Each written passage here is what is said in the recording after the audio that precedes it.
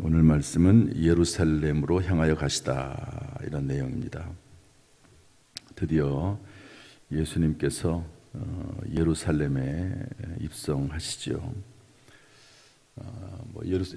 예루살렘에 입성하셔서 이제 십자가를 지고 돌아가시는 일만 남았습니다.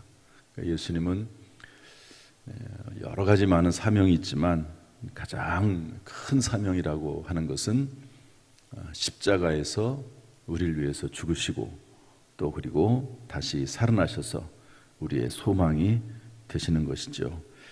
그 위대한 첫 번째 걸음을 이제 드디어 떼시는 것이죠.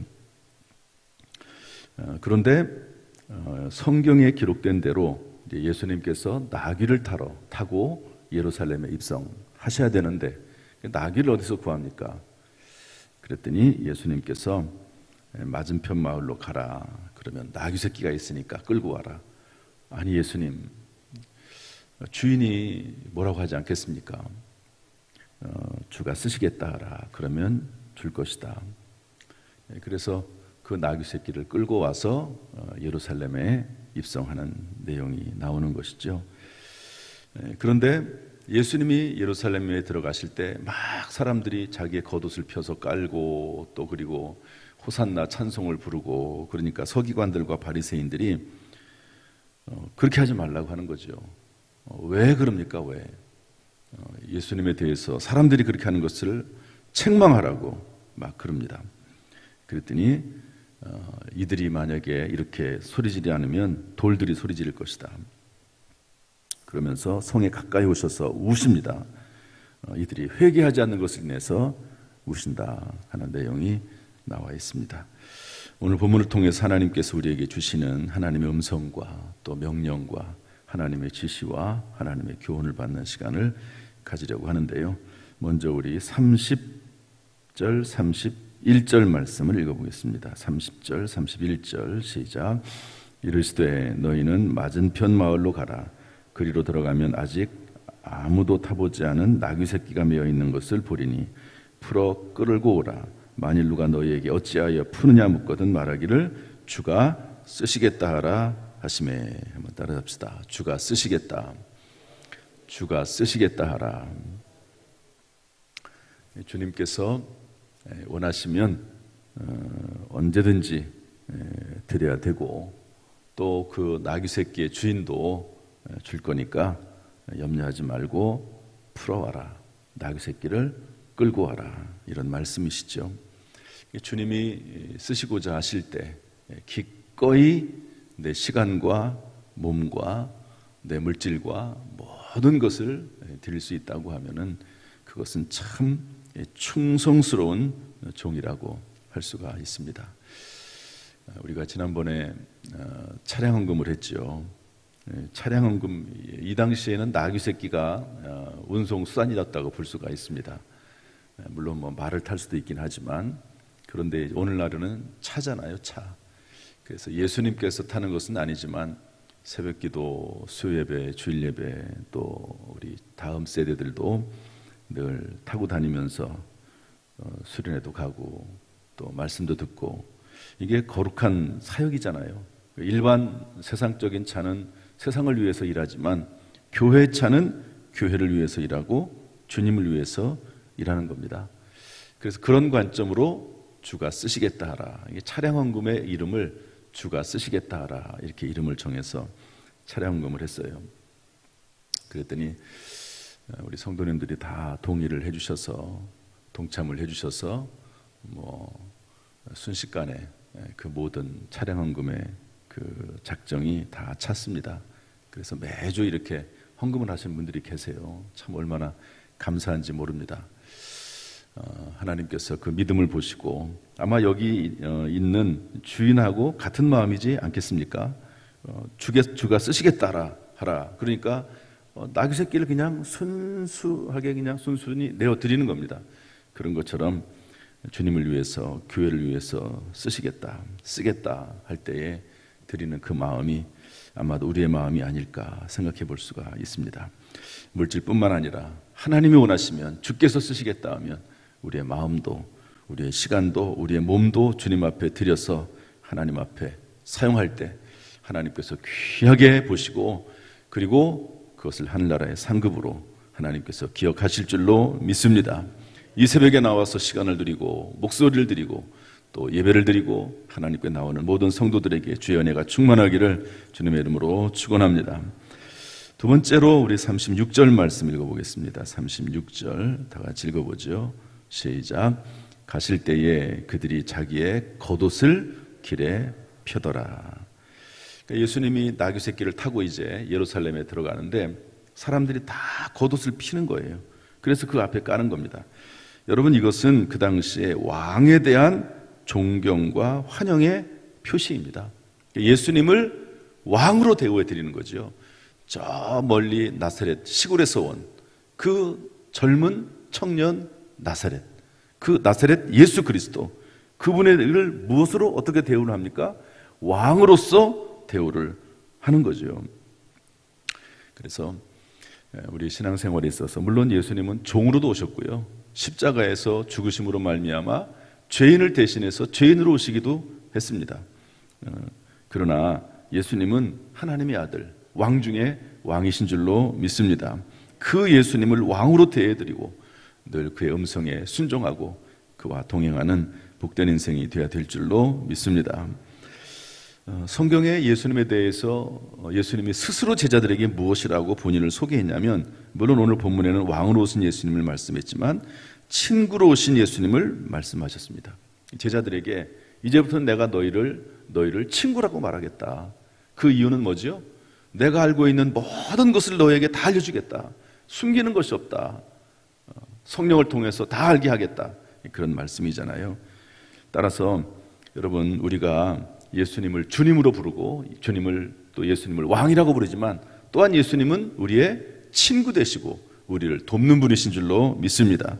그래서 예수님에게 늘 질문하세요. 주님에게 늘 질문하세요. 어떤 문제가 있든지 간에 주님에게 질문하시기를 바랍니다. 이번에 부흥회를 했는데 이번 부흥 강사 목사님은 철야 기도를 많이 한대잖아요. 뭘 많이 한다고요?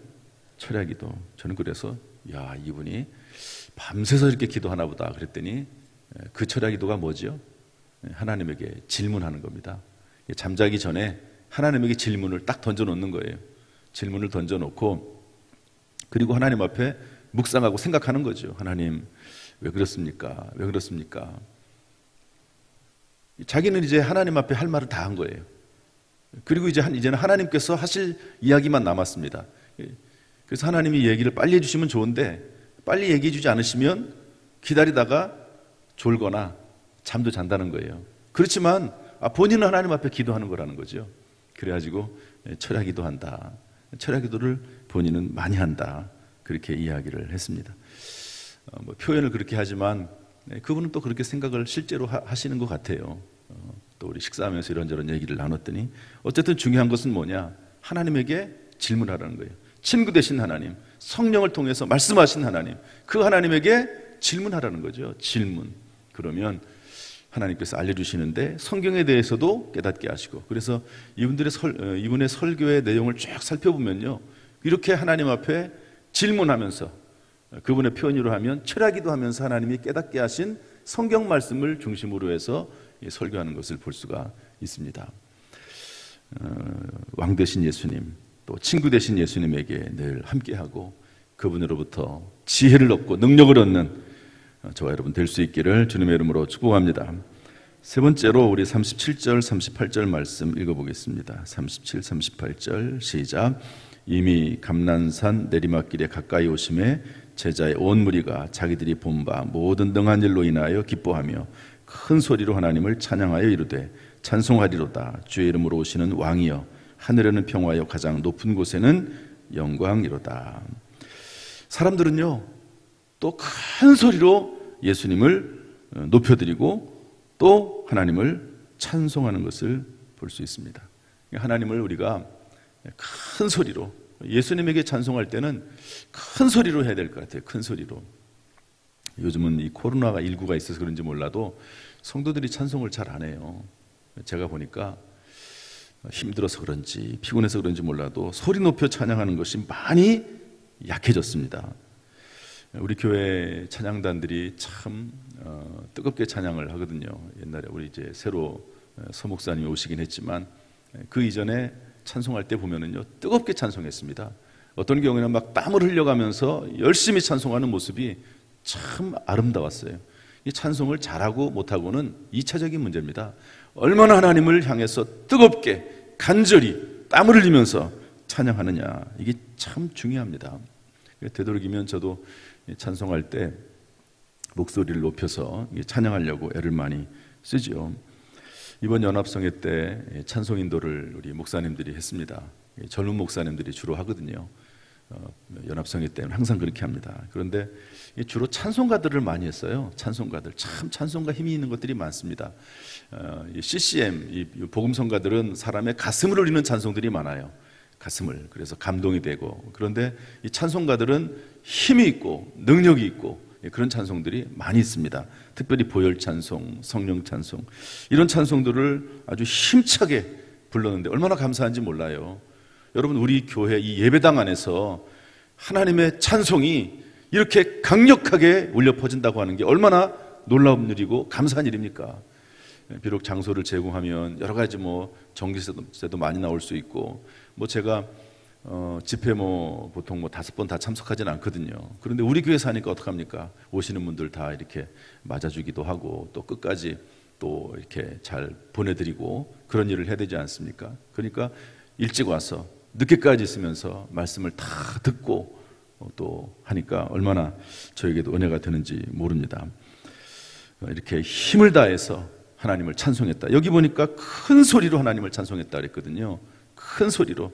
아무튼 대충 찬송 시간이니까 그냥 하지 말고 하나님 앞에 큰 소리로 찬송을 하는데 악한 영 사탄 마귀가 떠나가도록 찬송 듣고, 성경 우리 찬송가 뭐라고 했습니까? 우리 찬송 듣고 지옥 떨리니, 찬송을 듣고 지옥이 떨리고 마귀가 떠나가고 그런다고 찬송가 저자는 기록을 했습니다. 이것이 자기 생각이겠습니까? 성령께서 그렇게 감동하신 것이죠. 우리가 찬송할 때 지옥이 떨리고 마귀가 떠나가고 동시에 두려움이 떠나가고 모든 우울증도 떠나가고 우리에게 새 힘이 생기게 될 줄로 믿습니다. 모든 문제와 근심과 걱정과 염려가 심지어 질병까지도 큰 소리로 찬양할 때 떠나가게 될 줄로 믿습니다. 이런 은혜가 우리 가운데 있기를 주님의 이름으로 축원합니다. 마지막 한 가지만 더 보겠습니다. 43절 말씀인데요. 한번 읽어보죠. 41절부터 보겠습니다. 41절부터 43절 시작. 가까이 오사 성을 보시고 우시며 이르시되 너도 오늘 평화에 관한 이 일을 알았더라면 좋을 뻔하였거니와 지금 내 눈에 숨겨졌도다. 날이 이를지라 내 원수들이 토둔을 쌓고 너를 둘러 사면으로 가두고. 따라합시다. 날이 이를지라. 여기서 날은 두 가지 의미가 있습니다. 하나는 주님이 다시 오실 날, 회개하지 않으니까 주님이 다시 오실 날에 다 멸망당하지 않겠습니까? 얼마나 예수님이 그 마음이 아프겠습니까?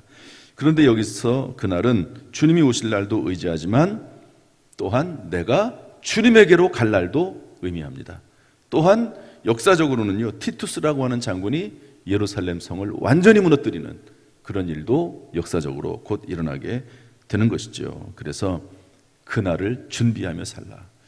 여러분, 예수님 다시 오실 날을 우리가 준비하면서 살아야 될 줄로 믿습니다. 또한 우리가 예수님께로 가야 될 날을 준비하면서 살아야 될 줄로 믿습니다. 우리가 사는 이 시간은요, 그렇게 길지 않습니다. 그래서 그날을 준비하는 거죠. 반드시 그날에 대한 평가가 있습니다. 1달란트, 2달란트, 5달란트 각자에게 받은 사명들이 있는데요, 주님께서 그날에 평가를 하실 것입니다. 부자와 거지 나사로가 있었지요. 그런데 부자는 지옥에 갔고 거지 나사로는 아브라함의 품에 천국 낙원에 올라갔습니다. 우리가 지옥을 갈 것은 아니지만 하나님 나라에서 주시는 상급은 다를 것입니다. 이 땅에서 하나님 앞에 영광 돌리는 그 모습 또한 다를 것입니다. 그래서 늘 그날을 준비한 저와 여러분이 되어야 될 줄로 믿습니다. 제가 장례식장에 가면 가끔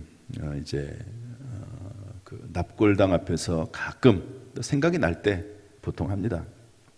그것도 또 하나님께서 기억나게 하셔야 되니까요. 그 메멘토 모리란 말을 합니다. 게손 장군이 로마에서 게손 장군이 전쟁에서 승리하고 이제 입성할 때, 성 안으로 들어갈 때 사람들이 막 환호성을 지릅니다. 그런데 그 환호성 뒤에서, 맨 뒤에서 노예 하나가 따라가면서 뭐라고 말한다고요? 메멘토 모리, 메멘토 모리. 무슨 뜻이죠? 죽음을 기억해라, 죽음을 기억해라. 너 지금 전쟁에서 승리해가지고 기쁘지? 많은 사람들이 막 소리 지르고 환호하니까 기쁘지?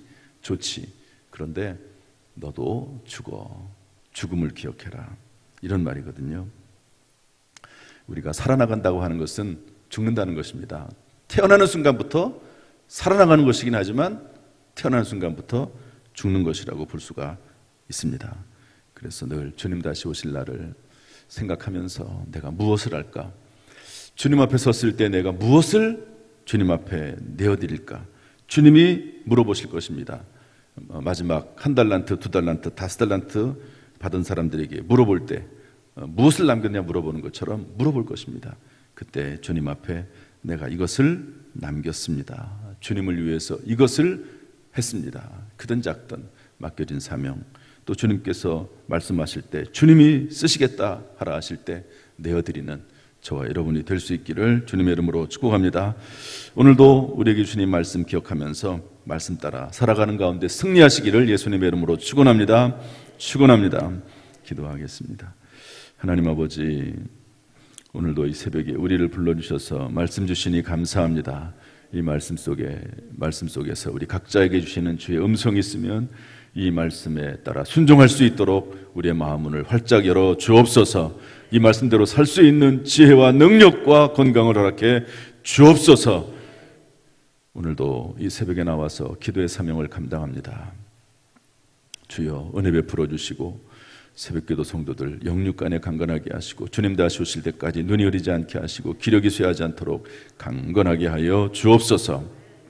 오늘도 하루를 살아가고 승리할 수 있도록 지혜와 능력과 강건함으로 함께 하시기를 원합니다. 벌써 주말이 됐습니다. 오늘 금요일, 이제 토요일 지나면 또 주일을 맞이합니다. 성령 하나님, 이 한 주간을 또한 잘 마무리할 수 있도록 은혜와 능력을 더하여 주옵소서. 선한 마음을 주옵소서. 주께로 한 걸음 더 가까이 갈 수 있도록 인도해 주옵소서. 주 예수님, 늘 우리의 마음속에 평강을 주시고 주 예수로 충만하게 하여 주옵소서. 예수님의 이름으로 축복하며 기도하옵나이다. 아멘. 이제는 우리 주 예수 그리스도의 은혜와 아버지 하나님의 무한하신 사랑과 성령님의 교통하심이 오늘 저 앞에 나와 예배드리는 모든 성도들 한 사람 한 사람 머리 위에 지금부터 영원토록 순간순간마다 함께 하시기를 간절히 축원하옵나이다. 아멘.